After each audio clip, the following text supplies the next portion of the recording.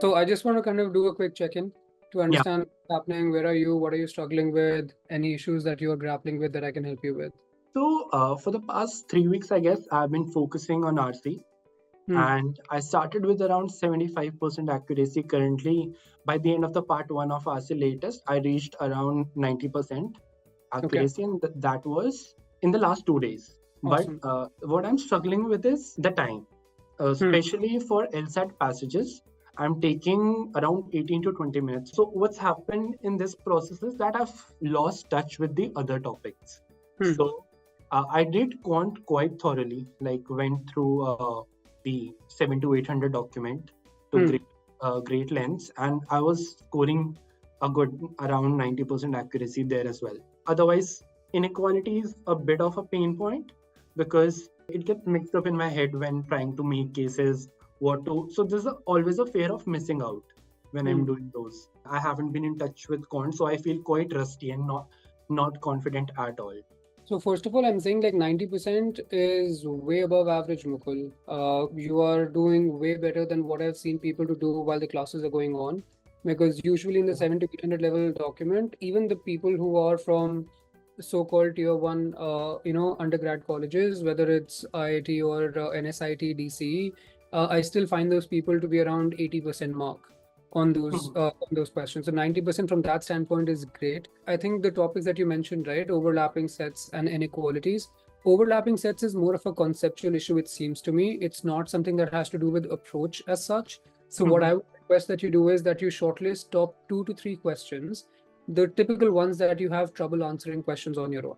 Right. I Okay. wouldn't want to take up questions that I think are good. I would rather want you to come up with me those questions that you have struggled with in the past, Yeah.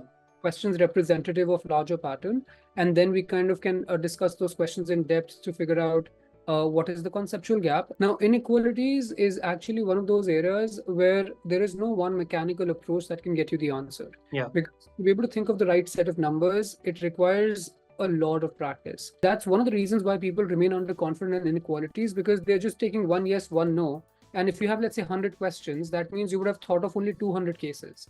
On the other hand, if in case you take 50 questions, but you think of 4 cases for each of those questions, that means 8 cases for one question, then 8 into 5 will be 400, which would then help you to be able to tackle the remaining questions much more effectively.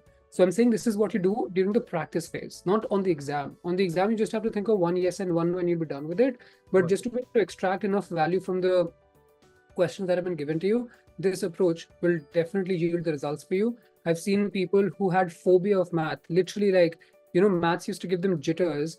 Like those are the kinds of people who've been able to master inequalities, topics such as inequalities, which are the trickiest, one of the trickiest topics on the exam. They've been able to master it to the point where they're getting 100% accuracy in the mocks and even on the practice. So for you, with already a strong background in maths to begin with, I don't think that should be an issue for you at all here, because you're jumping from week 1 to week 10. And I have seen the kind of progress that happens from week 1 to week 10 in people, and even Yeah. people who have, as I said, like a much worse background in quant than you would even imagine at this point. Once you've reached that 95 to 100% accuracy, you're not supposed to be passive anymore. So right now you're solving it passively, that you don't care about time, I'm just focused on accuracy. Yeah. Then what you'll start doing is, instead of using a stopwatch, you'll start using a timer. Every single high scorer I've come across comes to me and says that I had seen a similar question before. Okay. And that then allows them to be able to start thinking not from ground up, but from some level above. Completely exhausted the 7 to 800 document, and I've been out of touch with quant for almost 1.5 to 2 months because I've focused all the efforts on CR and then RC.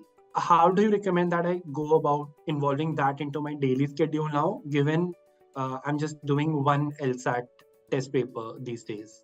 You should always allocate, especially once the classes get over, you should allocate 75% of your time on your weaknesses, and the remaining 25% of the time should be equally divided into the remaining topics from the previous ones that we've covered. Topic, you'll get weak on the other topic, you'll improve on the other topic, you'll get weak on the current topic, so things will become very messy. Strategically, that's how you balance it out. And I'm telling you, don't expect yourself to, because your expectations have to be also clear here, right? I tend to choose the answers which make me afraid of them.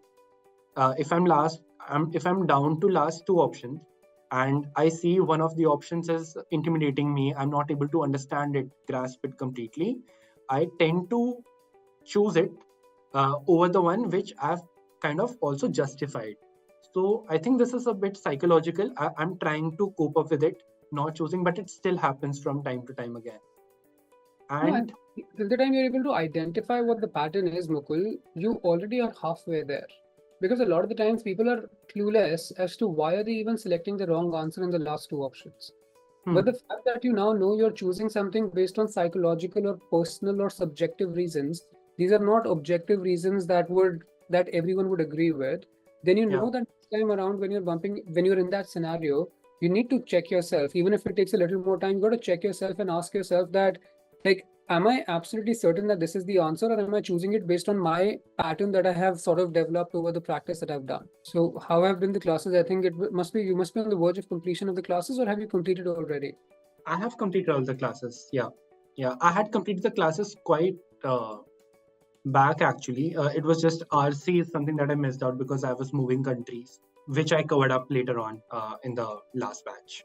No, I remember So like your performance in the class was very decent, Mukul, and that's why I was saying like it's been a while since we connected. So now that you're done with all the coursework and everything, and you have the study plan video also, so you know the yeah, clear benchmarks in terms of how much accuracy and time you need to achieve before the first mock. I'm doubting myself of my ability to identify the tone properly. Though I know what actually needs to be done, but especially for the positive ones, it somehow comes off to me as neutral because maybe because I've looked at a lot of neutral passages. But yeah, Understood. No, I think see, keep an archetype of neutral, negative, positive, and balanced passages. Manan, would you recommend giving a mock at this stage? Because I don't objectively know what my weaknesses are. It's all it's all my on my discretion that what I've decided to be weak No, I or think strong. see, just hitting the benchmarks is important because I know when you're doing the kind of practice you're doing, you might not objectively be able to ascertain like this is one topic I need to double down on, which is Yeah. understandable. And that's where mocks will definitely help you. But the mocks will not give you a clear picture if in case you're struggling with timing.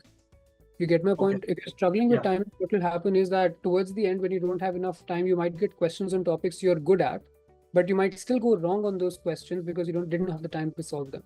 And that's why it doesn't make sense to take it right now. So reducing the timing per topic, like I, if I remember correctly, you suggested. Even if you have a strong profile, if Yeah. in case you end up kind of crossing that boundary of June, because then like you don't have enough time to come up with compelling applications. So Right. I understand the predicament that you're facing right now, but frankly, like there is a certain amount of practice that you need to get done to be able to get to a good score. Confide in them, tell them what's happening, put in at least 3 to 4 hours on a daily basis. And if you do that, given your current level, I'm fairly realistic here that you can get this done within about a month then.